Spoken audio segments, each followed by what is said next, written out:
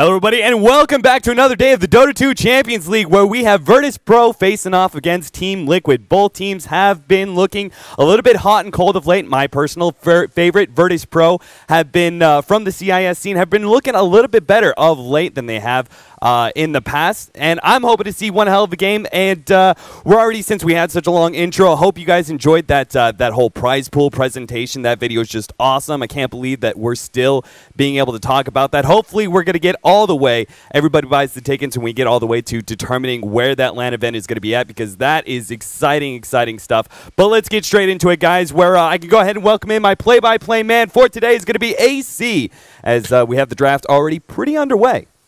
Oh, yeah, absolutely. Thank you once again for having me on. Thanks to you, Join Dota, the D2CL, of course, for these great matches and the opportunity to cast them. But, you know, talking about Virtus.Pro and Team Liquid, as you said, both of these teams, I mean, you can kind of characterize them both very similarly in that when they look good, they look damn good. They look good enough to beat anyone. But they do have a hard time maintaining a consistent level at that high level. However, the talent on both sides, the experience on both sides simply can't be overestimated. So looking ahead to this match is just going to be about which team shows up to play, which team manages to snag momentum early on and ride that through. Taking a look at the draft so far, we can see Virtus.Pro opened up with a very strong pair of supports in Bane and Crystal Maiden. The Lifestealer was not banned in the first phase, so that Bane first pick from them, a nice deterrent against that. Liquid, though, very happy to snag TC his Luna and follow it up with two supports of their own. Could be an offlane Nyx Assassin, but certainly a support Visage. And Virtus.Pro whipping out the Bat. Now, Bat, you know, used to be a perennial first pick, fell off quite hard after the nerfs over the last couple of patches, but still an excellent single target initiator and works extremely well against both of the two cores Liquid has already drafted in Luna and the Dragon Knight. Being able to pull them out of position, pull them into the line of fire can give you just about as much as you need to take away a lot of the damage Team Liquid is going to be relying on, especially in the mid game. Yeah, this is something that, looking at the draft so far, Virtus.Pro angling a little bit more aggressive here, but Team Liquid have a classic lineup that is perfectly fit for this meta. Pretty much the Dragon Knight Luna. Like, could you ask for a better combo in this meta right now, which is the Luna being able to provide a lot of late game, Dragon Knight, a solid mid that gives you a lot of good mid game, a lot of team fight coming out from this. They could definitely contest anything Virtus.Pro have to throw at them past the 20-minute mark. And really, the only fault of this lineup is going to be specific set timings. Everything else, if Virtus.Pro make even a single mistake here, they're going to get pushed in very, very hard, because not only is this a good mid to late game lineup, but this also gives you a lot of early push with the Dragon Knight and the Luna Aura coming into play. If they get any sort of good tanky offlane hero, they're going to have a whole lot of fun. In fact, it even could be Nyx Assassin. We may not see a Nyx Assassin support. In fact, it's been a very long time since we've seen that. If that's a Nyx Assassin support, it means that not only do they have a strong push, but they've got decent pickoff potential. But the biggest openings are going to be for Virtus.Pro is if they go for some sort of physical damage here. They have a really good 15 to 25 minute and very, very solid laning phase to set up that period of time. So I think VP may have to play this really aggressive, with Team Liquid already setting themselves up with really strong cores. Oh, I couldn't agree with you more. And taking a look at Team Liquid, as you said, it's not just a good mid to late game fighting lineup. It's an excellent push lineup, especially once Visage finds level 6, gets his familiars into play. Very easy to initiate off of the familiars, either pushing the tower in or simply zoning the enemy off of their own tower. But the problem that I see for Liquid very quickly is they have two heroes that are extremely reliant on BKBs, whereas Virtus.Pro has an extremely potent gank lineup, especially when you consider it's almost certainly going to be the Invoker going mid. Invoker, whenever you send him mid, is one of the best heroes to have in conjunction with any kind of gank attempt coming into mid, because of the power of Cold Snap. Depending on how he builds his Quas Wex, Quas Exort, either way, he'll have Cold Snap to bring to bear, and he could have Sunstrike as well. And with Dragon Knight being very susceptible to early pressure unless he plays very, very cautiously, he's an easy hero for them to hold back, and Bane and Crystal Maiden are going to be very excellent roamers on the map as well, and one would imagine that'll be an off-lane Bat Rider. So now just waiting on that late game carry, if that's indeed what Virtus.Pro is going to do. Though they are a team that will just flat out go for it and say, okay, we have a team we think can execute in the first 15 minutes. We're going to pick a hero who can just start fighting very quickly. An option for that, for example, would be a Slardar. I would actually really like a Slardar against the lineup that we're seeing out of Team Liquid right now. The armor reduction against Dragon Knight negates a big advantage he has. They'll be able to take a fairly quick Roshan, all things considered, if they do manage to grab a Slardar and get off to a good start. Nope, they're actually going to grab the Enchantress, so Yeah, I was thinking. And Liquid was looking for their roamer. We're still waiting to see what we're going to see out of Virtus.Pro, but the Nyx Assassin will be in the off lane. Enchantress, most likely played by Fluff and stuff, will be setting up shop in the tri lane with Luna and Visage, and then Dragon Knight mid. I feel like a lot of what Virtus.Pro is going to want to accomplish in the early game, though, is going to come down to two key factors. One, don't let the Enchantress be effective. Make sure that Fluff is not able to get out and begin to pressure lanes as effectively as he would like, and do your own job to pressure the Dragon Knight. Don't let him get up a quick BKB. Don't let him get up his quick set of treads and so on and so forth. If they can accomplish that, it'll be putting a lot of pressure on TC to make sure that Luna just goes nuts in the late game. But screw Slarter, we're going to have a Drow Ranger. Now, Drow Ranger reworked with the AoE silence. This is going to be a lot of fun to watch.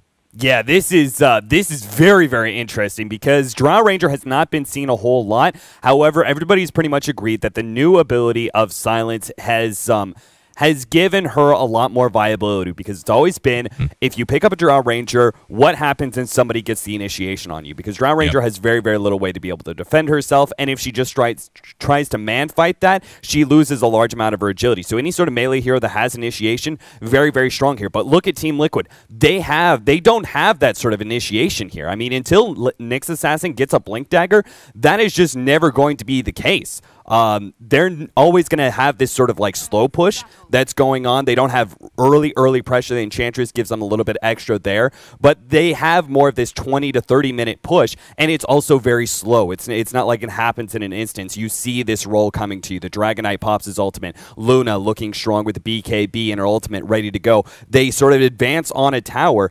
There is no real strong jump-in initiation except for Nyx and that Blink Dagger. And it's a Nyx Assassin offlane. Nyx Assassin offlane is not the greatest offlane in the world. It's very, very easy to shut down, especially with Bane. Bane is really, really good because you're able to set up pretty much an instant stun that will not be Spike Carapace. Now here, they're going to go with the silence off of the Nightmare and then into the Crystal Maiden slows and stuns from there. But basically, the Bane Nightmare is going to be the perfect setup to catch out Nyx Assassin and pretty much negate Spike Carapace and allow them to put in all the damage that they need to before he even has the chance to pop it.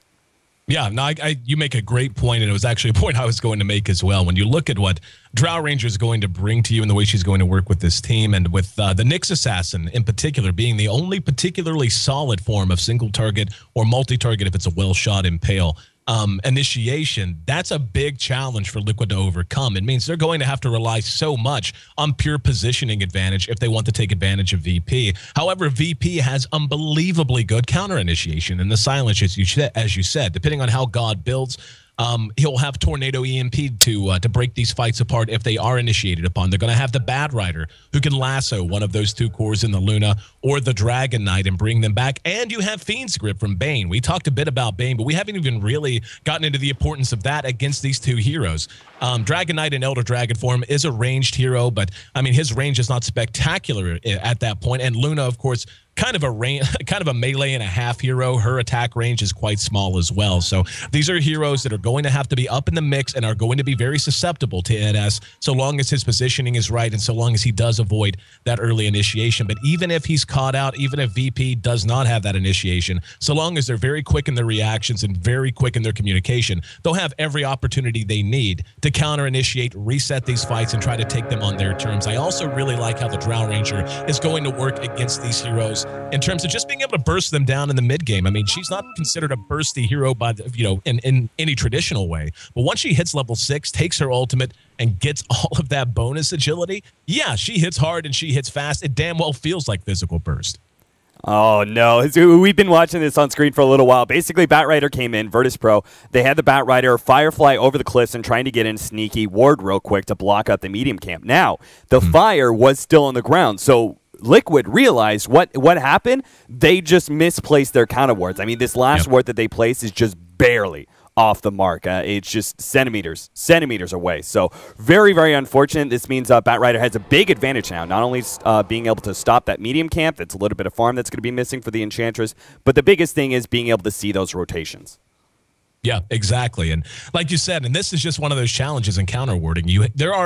There's a certain amount of real estate you can really use effectively to counter ward without blocking the camp yourself with your own wards. So just very good ward placement. I don't think it's an accident that this went exactly where it did. Very difficult to be counter warded effectively. And yeah, I'm checking the circles out. Very, very close. We can already see in mid, we've got Jodam on the Crystal Maiden. He's level 1, has already smoked through mid. Oh, the and is courier. going to try to make a run at the courier here. And, yep, see it being taken through the jungle. And, yeah, Fluff was right there with it. So, very sneaky little bunny manages to keep himself safe and give Bulba his bottle. Yeah, that was this very, very smart decision there from Virtus.Pro. I mean, on both sides, having the bunny go down is a smart thing in general. But you know that Dragon Knight as a hero relies so heavily on being able to have that bottle advantage, especially against a hero like Invoker, so who just kind of like constantly harasses you. So if they'd been able to deny that advantage away from Bulba, that would have pretty much guaranteed Invoker would just crush the lane from there. But fortunately, very, very smart micromanaging of the courier gets it away. And Bulba will hopefully be able to continue that, as it looks like Jodam is going to go right back to doing what normal Crystal Maidens do, which is jungle from level 1 with Frostbite. Now, just a little bit of an aside from there. It's not the end of the world, but it is certainly a nice win for Liquid. Not only do they keep their courier alive, but with the Crystal Maiden being gone, Quakefa is doing quite well in experience. He's almost level 3 right now. He's actually right on par of Illidan's Drow Ranger in terms of pure experience gain. And that's what's so important about running the Nyx Assassin off lane. Yes, if you can get a last hit or two, that's always nice. But just trying to get to level 6 as quickly as you possibly can. And we can see he's actually, up until right now, was banking his points as well. He had 2 skill points to spend, still has 1 set back, depending on what he might end up needing to do. Will he need that extra point in the Impale? Will he need it into Mana Burn? We'll have to, nope, he did finally place it, so 2 in the Impale now. But either way, Liquid, I feel like, is stabilizing quite nicely. And taking a look at Fluff, he hasn't started to move around yet, but he does have a smoke and will be level 3 before long. He also has 2 excellent gank creeps as of right now with the, yep, there it is, Conqueror and the Summoner. So they're going to try to make a run at something. Yep, Fluff smoking up. It's kind of like necessary that you gank up an Invoker about this level because he starts getting really, really scary with his harassment. This is about the time that he's going to be moving to get phase boots fairly early on in the lane. Sometimes you see Invokers grab an early Blades of Attack over the Null Talisman in order to really get it quickly, but God. This is so smart. He showed the Centaur in mid. Oh, this is so well played by Fluff. Is he going to get it? There's the enchant. And no, the Ghost Walk's there, and Jodam's there to help things out. Stomp goes down, and Fluff surviving because of the Nature's Attendants. That was so smart, but just didn't end up working out. In fact, now with Smile rotating over, Fluff is likely to be our first blood. No, they actually broke off the pursuit. I'm a little surprised. It looks like they slowed down trying to come up. Either way, the bird damage won't be there, and first blood drawn by Smile. But that was really well thought out, just not the best execution. Fluff came up through here. I'll actually draw it on the mini-map. Came up through here while he sent the Centaur into mid and showed it here. So the natural reaction of the Invoker was to pull straight back under the tower, and that put him right into his clutches coming out of the trees. But execution not there, and the advantage early goes to Virtus.Pro. Yeah, on top of that, Batrider was able to pick up a bottle and now just grabs the Illusion Rune. He is looking very, very good in this off lane. Now he can actually turn and fight Visage. Wave 2 comes forward and instantly pops the Illusion Rune and is able to fight Visage for this experience. As long as he doesn't overextend himself, he should be fine. Oh, there it is. Downtown with the artillery. Wave 2 says, that's fine. I got Luna on my side. You can come bang me in the face.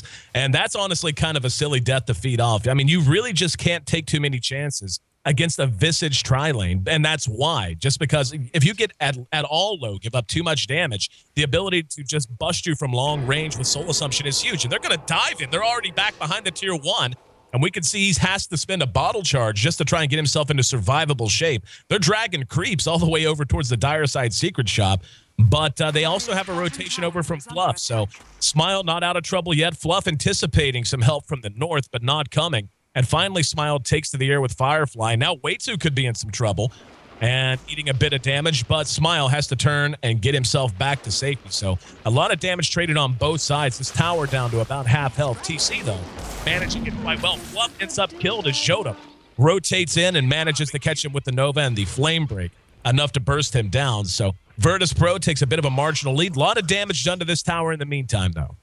Yeah, I don't know if that was a miss micro or what, but Fluff trying to hit the tier 1 tower like that when he had both Jodam and Batrider creeping in from behind. I mean, he should have known that Jodam was coming in like that. I believe he had vision, but again, you've got a lot on your mind when you're microing an Enchantress like that, and maybe he thought that just chasing the Batrider away and then they were going to be able to take the tier 1 tower. Either way, though, Fluff is off to a very, very poor start, dying twice already. Batrider's sitting pretty happy. The only good thing about the whole gank in middle is that Bulba has actually been able to maintain a CS lead because of this. He's sitting at 24-3 compared to 19-7 on God. This is pretty impressive for a Dragonite. So between him being able to get his bottle and keep the courier alive, and that little bit of lost time for God, as well as the loss of regen, even if they didn't get him killed, they put him low enough that he had to actually be kind of scared in lane of this Dragonite, especially once level 6 was picked up. So in general, Bulba doing very well, but maybe not now.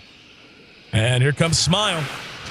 Just burning him down. Doesn't have lasso, not going to need it. Bulba got a little bit of damage done, but all of that advantage you were just talking about, and you're right, Bulba has been playing well. A lot of that negated now as God is going to be free to play a little bit of catch-up. But talking about up at top, we've talked about everything on the map. Haven't even really looked at Illidan all that much. He's number 2 in CS right there with TC's Luna. I'm interested in how he's going to choose to build this. Will he go with something like a Lothar's build? Is he going to go with something like a pure BKB rush, or will he go something even greedier? Will he decide to maybe get something like the Help of the Dominator very early on?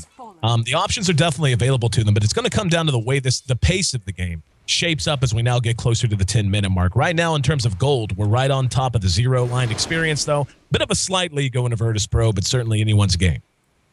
Yeah, this is something that the draft coming out from Virtus.Pro kind of surprised me, because I thought they were going to get aggressive. Like, it suits their style in general just to make a faster-paced game. But their lineup is actually really well done to deal with the kind of push that Liquid is throwing at them. They have 2 different very, very good stationary heroes, Drow Ranger and Invoker, who are good at being able to deal with stationary team fights. Not a whole lot of movement on either side. And Quas Wex Invoker excels at these kind of Luna DK pushes that are very, very obvious when they come forward, and they make for easy targets for a Tornado EMP. And then you have a Drow Ranger who is able to set up off of that by you pretty much gimped Liquid by being able to take away a lot of their aggression through a Tornado and then taking away all of that mana. And then you have a Drow Ranger who's just able to sit and back, be able to use a lot of the control afforded. And you have 3 different supports, basically, I'm going to call them, the Bane, Crystal Bane, and the Bat Rider. None of them put out a whole lot of damage on their own, but all of them are very, very control heavy. So if you back off the Tornado EMP, follow that up with all of that control, Drow Ranger is going to have a lot of time to be able to just kind of sit there and throw out those pot shots without anything really to fear. So I'm expecting maybe a little bit of movement. I would think even just a basic drums would be pretty helpful for a Drow Ranger in this kind of style, just because the slight bit of movement will be able to make sure that you stay in the right positioning. Since you have nothing to fear from Blink Daggers, just a slight amount of movement speed would help, and then go into a more aggressive like BKB build, just in case you do kind of get overrun. Looks like it could potentially be a greedy build in the Helm of the Dominator. She has picked up the Morbid Mask. Drums, I agree with you. Usually, though, what you see is an Aqualay or a Drums. Rarely do you see both picked up on a hero like that.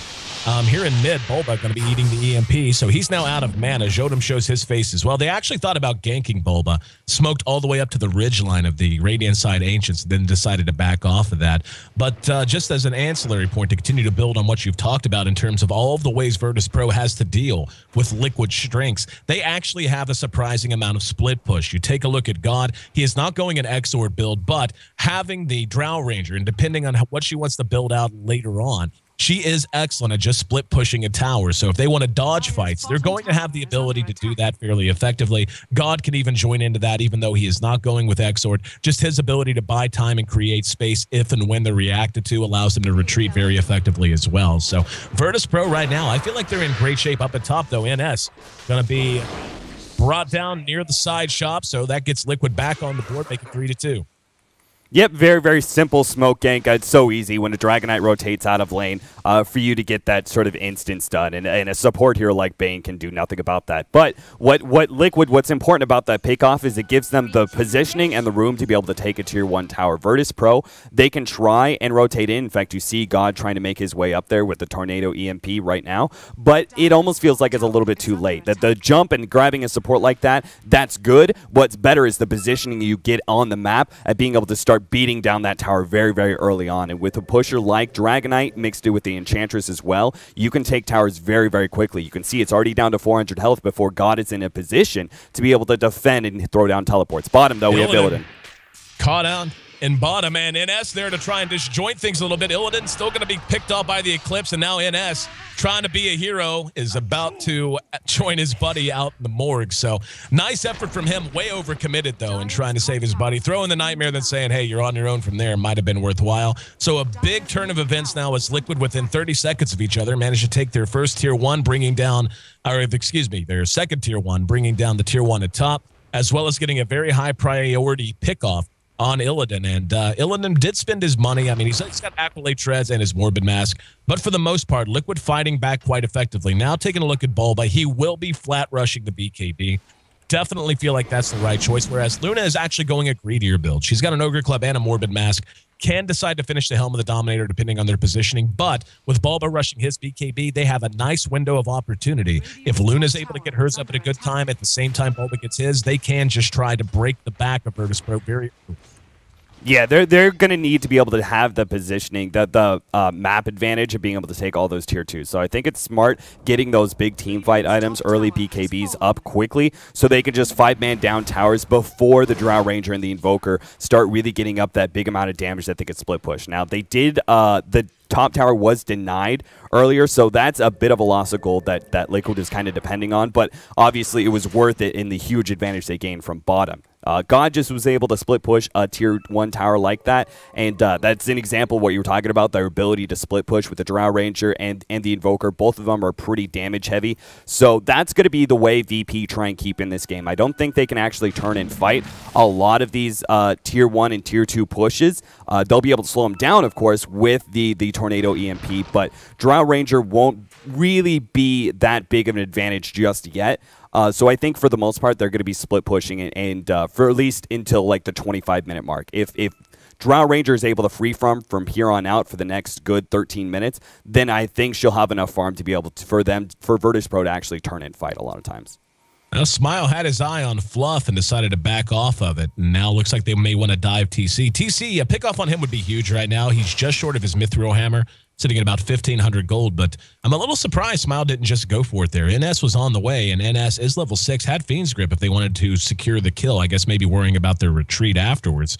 But Virtus.Pro, this is actually kind of uncharacteristic. They tend to be a shoot first, ask questions later kind of a team, and that really characterizes not just their play, but the reason they have so much success. That's very hard to deal with no matter how good you are.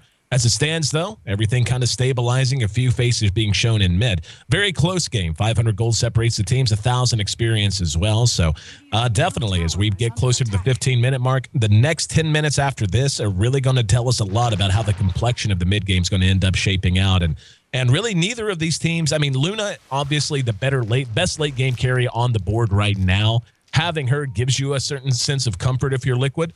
But, yeah, I mean, this is not a team that you should sleep on. Now we can see Virtus.Pro with a lot of wards up and feeling comfortable in their vision. They're going to go straight for a Roshan. Yeah, they just killed an Enchantress creep that was trying to get that vision up inside the pit. Liquid, I think they do know that an early Roshan is possible with the Drow Ranger. And with a sustain given to you by a Helmet Dominator, it's very, very easy for them to do it. But they know what's going on. I'm pretty sure Liquid are just willing to try and trade a tier 2. In fact, should be able to. With the positioning that they have already on the tier 2 like this, they should be able to take it and trade it for Roshan. Yeah, it looks like Virtus.Pro is actually going to mass TPN, and now we're going to have an impale shot at Illidan. Not sure. Illidan just flat out feeds the Aegis.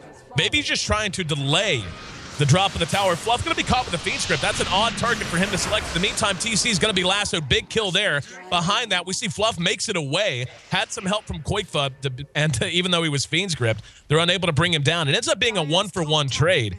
But to tell you the honest to goodness truth, I don't know that was so much as a mistake as that was a really nice decision by Illidan, because as soon as he landed in, they focus fired him. They did end up losing their tier 1, which obviously they didn't want to happen. But that tier 2 still stands. That was just enough of a delay tactic to allow them to rush in. They did give up the Aegis, but in the end, they saved the tier 2. They got a nice kill on TC, trading away only NS for it. That's a big win for Virtus.Pro across the board.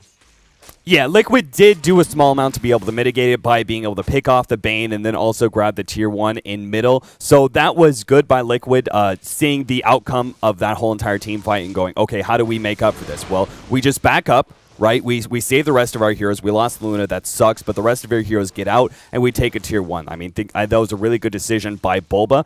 But yeah, just the nature of the Aegis, no matter how squishy you are, that whole delay of you reviving, I think it was a really interesting idea that Illidan jumped forward like that, because VP know that there's nothing really big that they're going to get off of that Aegis besides just delay. Like a Drow Ranger, very, very squishy. Not really a good, strong Aegis here unless you have, unless you're really, really big. You have a decent amount of survivability. You have BKB and that sort of thing. That's the only way you're going to be able to use that second life effectively, because you come back, most of the time you're just going to get nuked down very, very quickly. So that was the best they could hope for from an Aegis, and that's why Liquid were willing to give it away, because it wasn't going to be that effective for VP. Yeah, and a lot of it comes down to how Illidan built as well. I mean, he went very greedy. He got up his Accolade, then he went straight Helm of the Dominator. Does have a Lothar's done now, though. So the Shadow Blade going to allow him to get the jump on heroes very nicely, but just as much going to allow him to split push. So if they decide to dodge fights, they can do that. But just based on the way he was built, he was not in a position to go, okay, guys, we've got an early Aegis. Let's go try to pressure a tier 3. That just really wasn't in the cards for them. So used it instead to just put themselves in a better position of developing their composition out as we get closer to 20 minutes. So good plays all around. Fluff staying alive there is actually kind of a big deal too. He's been struggling all game long. I mean, in net worth, he's actually lower than Koikva and third lowest on the entire board. Finally getting up a buckler, so about right on top of enough to get a headdress. So really just needs about another 1,000 gold to have a mechanism done, and that'll be a pretty big pickup for Liquid as well.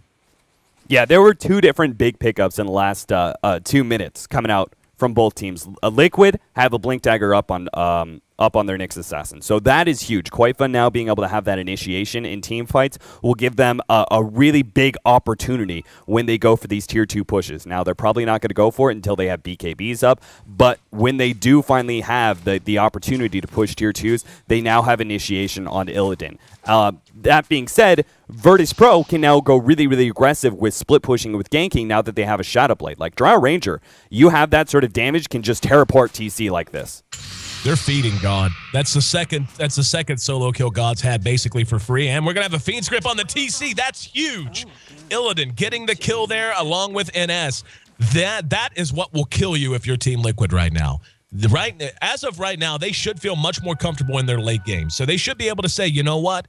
Let's just play even. Let's stabilize. Giving up deaths across the board, allowing God to get further and further ahead in particular. He's got 1,400 gold on top of drums, 4 staff now, so he's going to be getting into his big meat and potatoes items right now, but also just giving up TC. He even used the BKB charge, so he was BKB'd in Fiend's Grip, so he's already spent that. They're going to get a tier 1. That is a disastrous last 2 minutes all the way across the board. Virtus.Pro, and yeah, take a look at the gold graph. That tells the story. A game that has been very, very close, remains very, very close, but suddenly a small chasm begins to open as they get close to 2,500, 3,000 gold in the lead.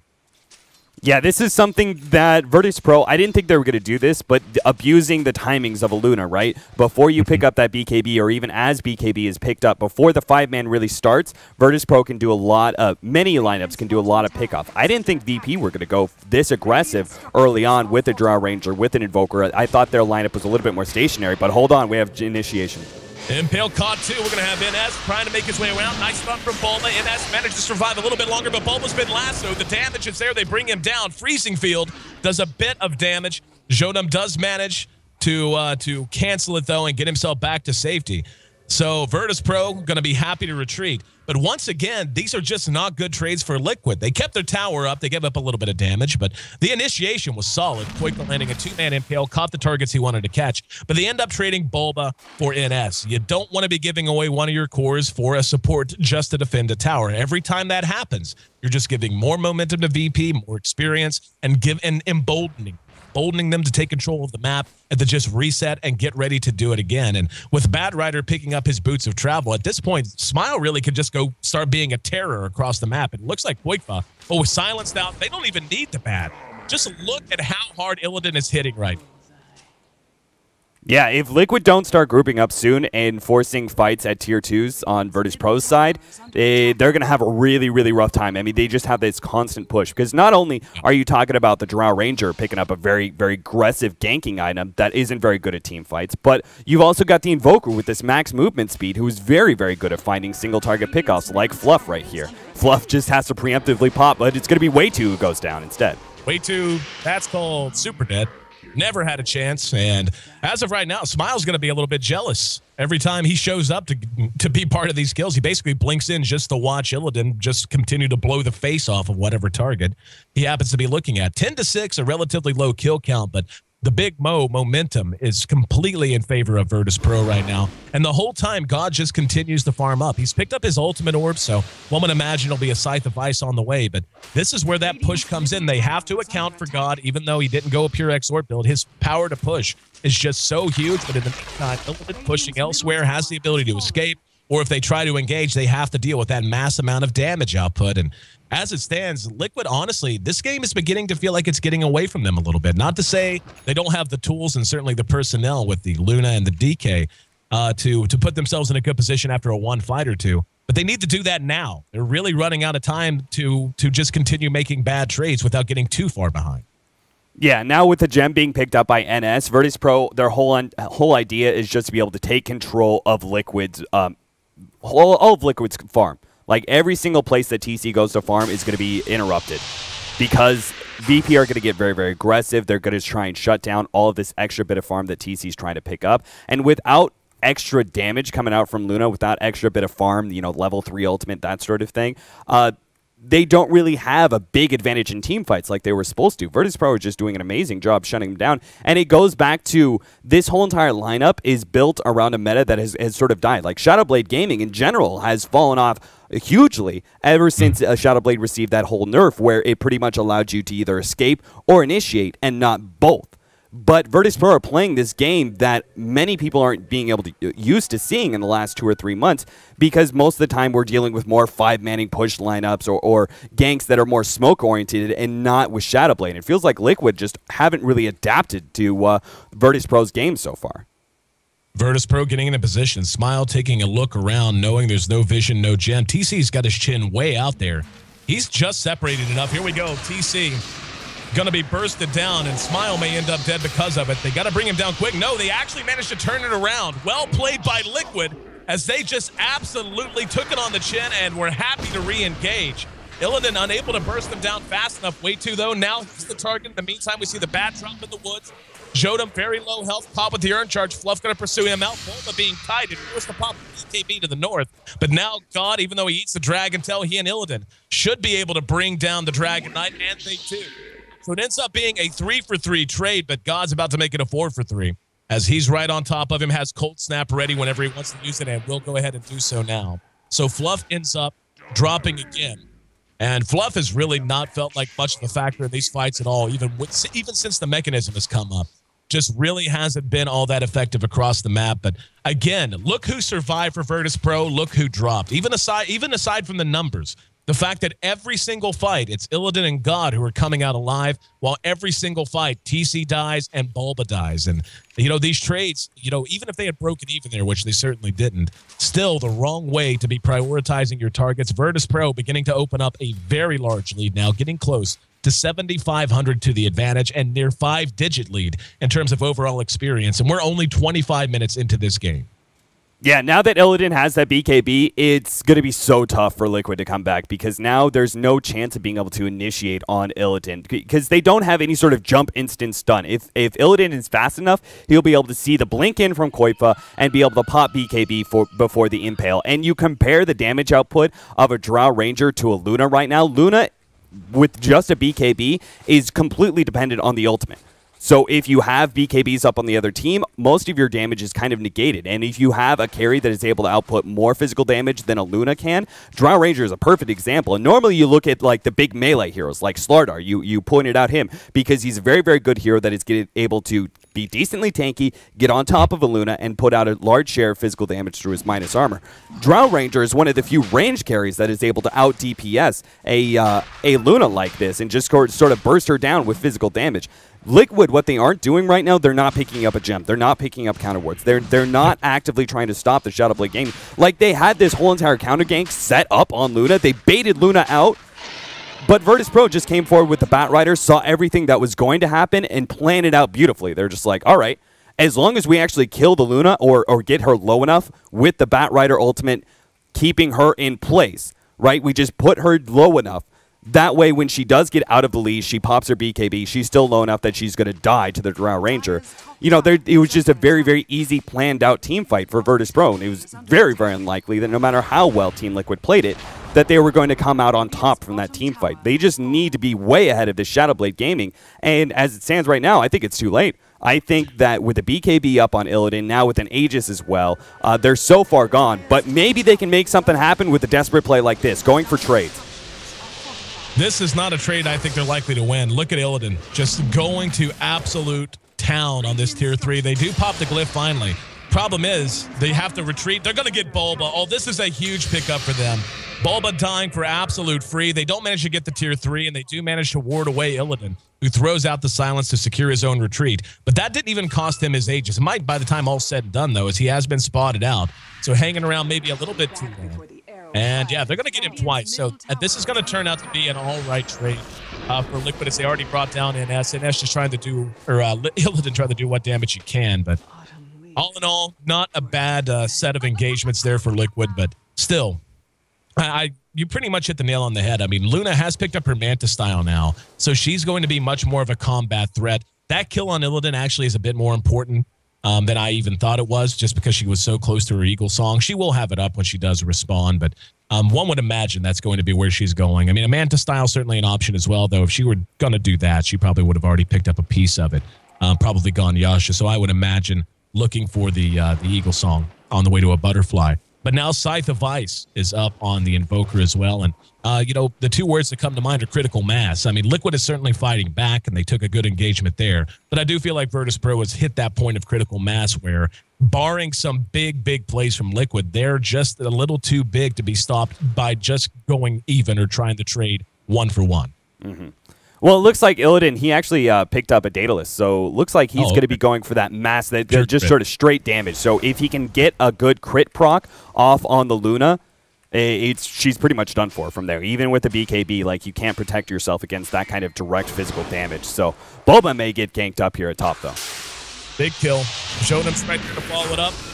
And we actually able to BKB through it. I'm a little surprised that they didn't position themselves better while it was Scythe of Ice. They should have been moving a little further forward, anticipating the BKB. The Force Staff was even a little bit late, so very nice escape from Bulba. Forced to use a BKB charge, but very well worth it. Well played, my friend.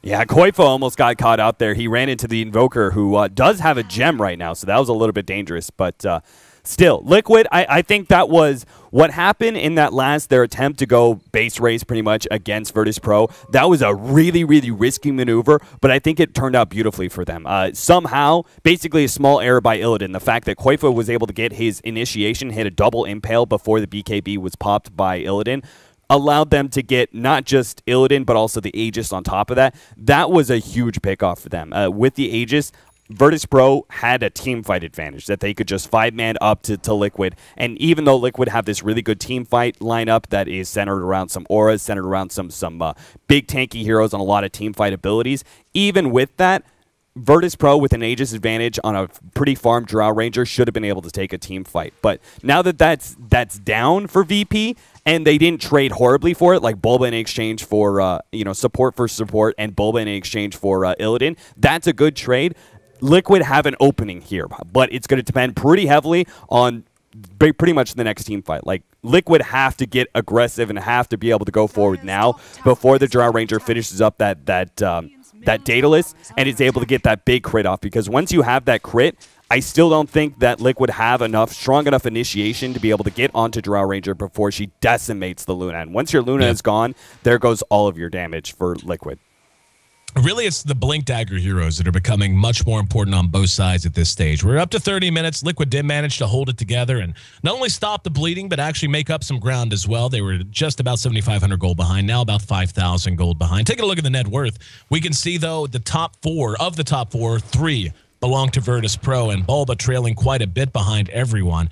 However, TC and Illidan are right neck and neck. So in terms of that, consider that a wash. Off of that, though, most of that gold lead is held by the Invoker and the Bad Rider over top of the other cores coming out from Liquid. So at this point, though, the heroes of the Blink Daggers, the Bad Rider and the Nyx Assassin on the side of Team Liquid, they're of extreme importance. They have to initiate. There are so many targets in particular on the side of VP that you want to be able to account for. God with his Scythe of Ice, with his Tornado EMP, NS, of course, with his Fiend's Grip. You want to make sure that those heroes are not allowed to set their feet and really take the fights the way they want to. And that, I think, is going to end up being the biggest problem Liquid faces as we get later into this game. They might even look to do something a little bit wonky. Like, I mean, obviously Bulba's going for his Assault Cuirass, but his stun is actually of immense importance in terms of lockdown. They need Dragon Tails out of him desperately on heroes like the Bane, for instance. So we'll see. I mean, the way they take these engagements, though, I don't think they're going to be a guns forward team. I think they're going to try to do a lot more with smokes, a lot more with trying to move across the map and really carve it up as opposed to just run down a lane. Yeah, the biggest factor I feel for Liquid is the fact that TC still has managed to keep up the top net worth. Despite the fact that he's gotten picked off a lot, he hasn't gotten an extraordinary number of kills in a lot of these team fights. You know, the fact that he still stays ahead of the Drow Ranger is pretty impressive. So TC keeping up pretty much perfect farm is really, really important. However, the data list is now up. I think Virtus.Pro probably going to get aggressive now, push this down, and Team Liquid, it's going to be a while before Luna, despite the fact that TC is doing really well to keep up, it's going to be a while before he picks up, you know, a Butterfly. Butterfly at that point in time means Luna's a lot more viable as a late game carry, but until that Butterfly is up, I think VP have a big advantage, and they're showing it. They're going straight into the base right now and forcing Team Liquid Tier 3 back. taken and forcing the glyph. This is going to be a big reaction coming out of Liquid. They have to send absolutely everyone home, as you mentioned, the pure burst damage that comes out of Drow Ranger. I mean, look at this, just so immense, hitting for 370 when Precision Aura is all in effect and so on. So, I mean, she hits so hard. The amount of push she can bring to this lineup is tremendous. I mean, basically, Liquid is going to have to get used to fighting on their side of the map for the foreseeable future. As you said, until Luna gets up one more big item in that Butterfly. She has enough for the Eagle Song now, but with buybacks taking on such increased importance now with the Tier 3 already missing, it's going to be chancy. And Luna does have a buyback, so that is worth mentioning. The Invoker does as well. But look at Illidan. By himself, just bang. Tower racks gone. That easy. The range racks just a shambles, and the melee racks, nope, they're going to go ahead and pull back, and we'll see if this works out for them. Roshan should be up pretty soon as we see the respawn timer about to reset, but certainly a big advantage for VP as of right now.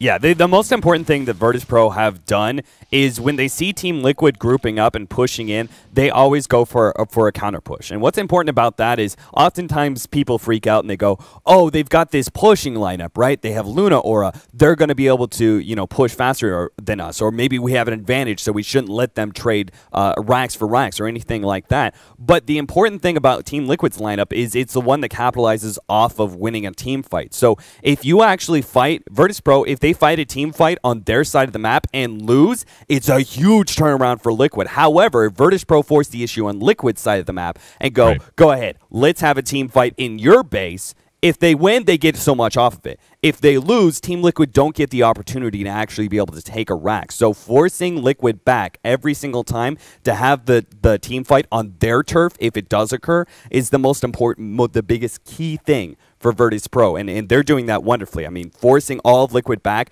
taking a range racks without even having a team fight. Like, if it occurred, great. You know, we'll see if we'll win. If something bad happens, oh well, we've got room to be able to make those kind of mistakes. But because it didn't happen, they just take a racks for free. You know, they gained such a huge advantage off of that. Liquid now are constantly on the defensive. As long as Virtus.Pro keep up that kind of beautiful movement across the map, countering Liquid's attempts to push bit by bit, then Virtus.Pro are going to stay in control of this game the whole entire way, and they're going to be able to wait to find those pickoffs or just slowly siege down some of those towers, and they should be able to take this game within 10 minutes. But Liquid, they're going to go for it again. See, they 5-man, they instantly go bottom. They see if they can take a tier 2, maybe even push it into the base. But I would expect that Virtus.Pro should think about maybe pushing in middle at this point in time. But maybe they feel confident enough. Maybe they do feel good enough to be able to fight this at the Tier 2 and go for a team fight. But if they lose, again, a lot is going to go the way of Liquid. They just have such an initiation advantage at this stage of the game. Their ability not just to initiate, but to counter-initiate. You know, again, we talked about it very early on. Having the bad, having in particular God's Invoker for Tornado EMP and so on.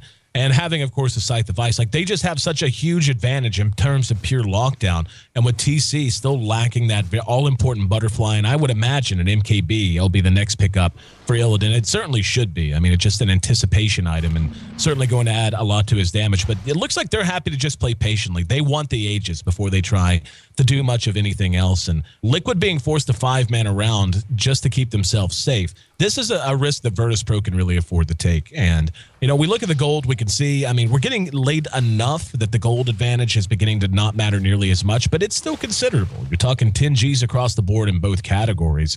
And, you know, that, again, TC, close but no cigar. Close but not close enough, really, just kind of comes to mind for both Bulba and TC in this game. They're close to where they need to be, but still just a little bit too far off. Yeah, he's pretty much stuck at the place where, do I go Butterfly because it'll change the team fight, or will it change the team fight enough? You know, if I do have that Butterfly, will I win the team fight, or will I lose it and not have a buyback? Like, he's going to be stuck in this position for quite some time because he's not able to really pick up enough farm. He's constantly having a 5-man together with the rest of his team. So Virtus.Pro just going to play the long game. They have the advantage when it comes to Roshan because they can go ahead. They have room to be able to be greedy and go for Roche and make mistakes. If they lose a Roche fight, it's not the end of the world. The exact opposite for Liquid. Oh, TC caught with the lasso, pulled all the way back towards the Roche pit. He's going to end up beautiful Fiend's Grip to follow it up. Behind that, they do sacrifice God, but here, look at the damage output coming out of Illidan. Bowman trying to re-engage, Smile being chased back. There's a silence onto him. Quakebot caught out, but showed him with a near full channeling of the freezing field. Fluff next on the kill list. That's a 3-0. God actually did buy back, I'm pretty sure. Yeah, he bought back out of that, as did TC. TC's buyback, though, honestly, kind of worthless. Where was he going to go? And I feel like that was probably pretty damn ill-advised because he just spent a lot of gold to do what? To run up mid lane and not even get it close enough to watch your team die? So that's a 3-for-1 exchange, make it 4-for-1 counting TC. But a little bit worse than that if they're about to lose Roshan. TC bought back, will not have it for the ensuing engagement. And the clock just struck midnight for this Team Liquid squad here in Game 1. They come for a miracle because Virtus.Pro is in utter command at this moment. Yeah, they're looking really, really good. They just got a bunch of gold up on Illidan. His positioning in that team fight was really, really good. Anytime the Dragon Knight gets close, he immediately pops Shadow Blade and puts himself in a better position and then leads with the silence. That way, Dragon Knight doesn't have, even if he does instantly lock onto Drow Ranger's here, go for the stun. He's silenced up for so long, he can't actually do anything. So Illidan playing really, really careful around the BKB'd up Dragon Knight, which is his biggest threat all game long. And Virtus.Pro, I mean, again, the initiation was perfect. They dragged Luna back into a Fiend's Grip, into a poor position, and now they can't even defend their melee rocks. They do pop the glyph, and looks like they want to try to make something happen. Smile's right there. There's BKBs on both sides. Smile looking for a target. In the meantime, Quakeba, though, caught with a side to fight. They got way through with the lasso dragging him back. They've already lost Quakeba. Fiend's Grip, not enough to hold TC in place. Here comes the Eclipse, and they're going to... No! Illidan, well, never mind. They do manage to get him, of course, as the Eclipse procs through the Nightmare. He's going to be coming back up and ready to fight. 2 down currently for Team Liquid. Make that 1 down on the side of Virtus.Pro now, but with Illidan back up off of the Aegis, they pursue back DC. That'll be changed. He drops. They have no buyback. They'll get fluffed before he can make it to the well. Bulba running to the north, spins his Dragon Tail, but it's not... To bring down the Bad Rider. Full 5-man wipe. 1 set of racks gone out of bottom here in mid. The Tier 3. Nope, they're just going to go ahead and straight Tier 4. GG's come out. So Game 1 goes to Virtus.Pro off of a Drow Ranger. You know, everyone's kind of been wondering, when's Drow Ranger going to make it into competitive play in any kind of consistent manner? Don't know that we're anywhere near that, but certainly a lot of fun to get to see her in at least one game once in a while. Yeah, this is this really great series that shows the introduction of Drow Ranger and how she can really be utilized. Instead of going for traditional like melee heroes that melee strength heroes that put out the damage on a Luna very, very early on. Instead, go for the Drow Ranger, who is a little bit more glass cannon, a little bit more situational, but this is the perfect line to run it up against, where you look at Liquid, they just don't have that kind of initiation. That last team fight, they did all the right things, where they tried to initiate, they got close up to the Drow Ranger, stopped some of that damage, slowed her down as much as possible, but it was kind of too late. Virtus.Pro already had a big advantage. So, Liquid doing what they can, but Virtus.Pro, that was one hell of a lineup. I didn't give it as much credit as I really should have going into the drafting phase. That last pick, Drow Ranger, was a lot more powerful and a lot more aggressive than I would have given it credit for. I didn't think the Shadowblade was really going to be all that useful against a 5-man lineup like Liquid had, but their timing was right. They really, really pushed the timing of before Luna's ready to 5-man, getting very, very aggressive, and they got a ton of pickoffs because of that. So, well done by Virtus.Pro. They take game 1. We're going to go ahead and have a short commercial break and a music break, and we will get into game 2 of Team Liquid versus Virtus.Pro.